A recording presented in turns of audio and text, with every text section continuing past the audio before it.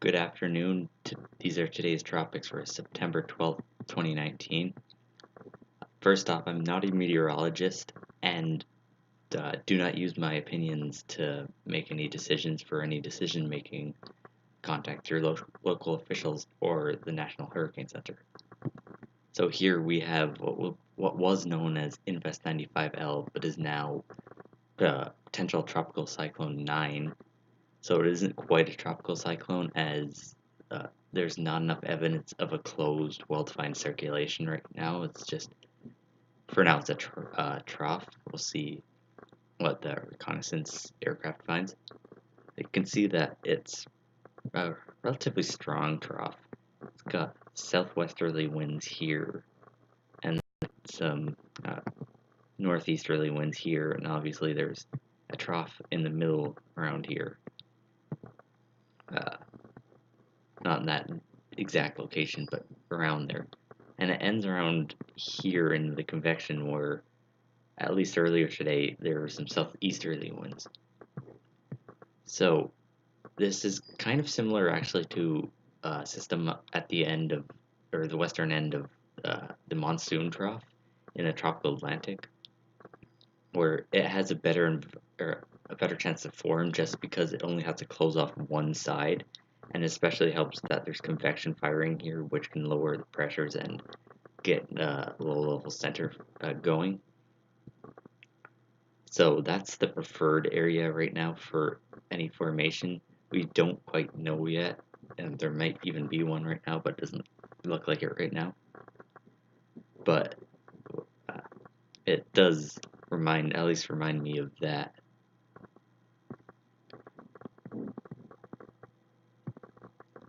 Now, next let's go to the Eyre Imagery. It doesn't tell you too much except that the convection is relatively cold, about negative 70 degrees Celsius. And let me just change my color here, because yeah, I can't see it. Anyway, right here you have the main convection, which an LLC might, or low-level center, might form. And also you have the westerly shear we'll get into in a minute. That's coming from an upper low out of frame.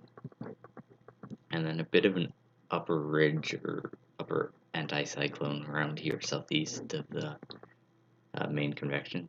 But in the water vapor imagery, which see much better, there is an upper low just out of frame here in this general location, and you can see it's pushing a lot of outflow or convective debris, like mostly eastward or east-northeastward. But you can see here off Cuba and where the convection is, it's more out of the south-southeast.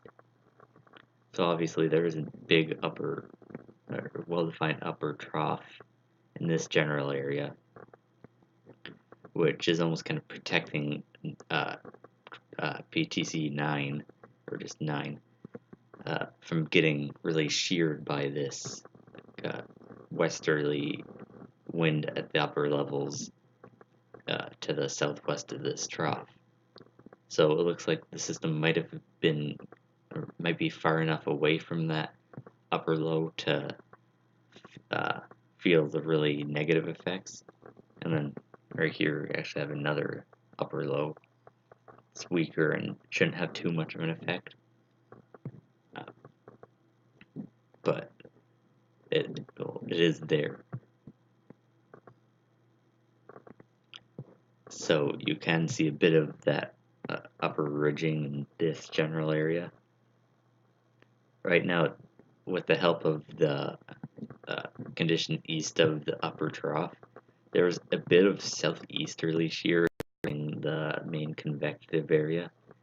This it's low enough to not really shear it right away, but it is a bit noticeable because there's like little outflow in this quadrant or area, but a lot of it streaming out this way. So if you've got suppressed outflow in one direction, but the other has very enhanced outflow. You know, there is some shear from that direction.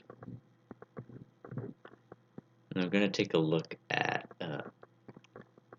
the Gfs forecast. So the GFS hasn't really been doing very well, really, right now, at least from what we can tell, because it has really been stubborn in not developing potential tropical cyclone 9, even though it does appear that it's going to develop soon. So that has big ramifications for track and means there could be some significant errors. So you can see the upper troughing here in this area, and then the westerlies, and then the south-southeasterly winds. This is valid at 21Z, which is about right now. And as you can see, it shows the water vapor, or agrees with the water vapor imagery. You can see the weak upper ridge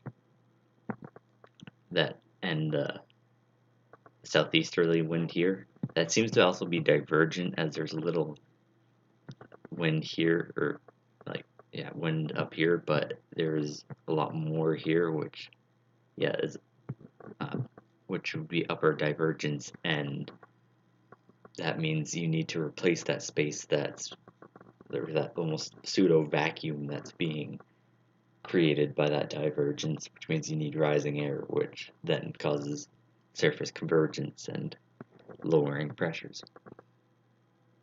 So that might actually be helping the convection some, but there is enough that it is kind of very slightly shearing the system. Now if we look, if we look a bit at the forecast here, again, it doesn't do too much with this one. It just kind of moves it almost into the Gulf of Mexico, and see the vortex tracker here. It contracts the minimum sea level pressure, and basically it centers it generally right in this area where it'll be getting sheared from the south. Now it seems that the GFS is an outlier, as most models have trended further east, possibly off of Florida, but there is a chance that Florida does have landfall from tropical storm. As I said earlier, it's extremely uncertain right now because we need to know where the low-level center is going to form, and that without that, we don't know where it's going to form, and it could form in unfavorable conditions and lead to a weak system, or it could form in more favorable area and lead to it being stronger. So location, location, location. It really, really depends on where things set up. So we have a reconnaissance aircraft going into the storm right now. This is from about 35 minutes ago. You can see that the winds are about east-northeasterly here, and then there's calm winds and then a southerly to southwesterly wind, which means there is a wind shift at lower levels, which in a lot of cases would mean there is a tropical depression. But as you can see here, we already knew that we had this northeast to southwest wind shift, so this isn't really telling us anything new. Now, if there were robust southerlies and some northwesterly wind, then we could say it's closed, but then it would also have to be well defined, which it might not be. So far it's found up to 20 knot winds. This is a bit old, so I'm just going to update it here to the latest image.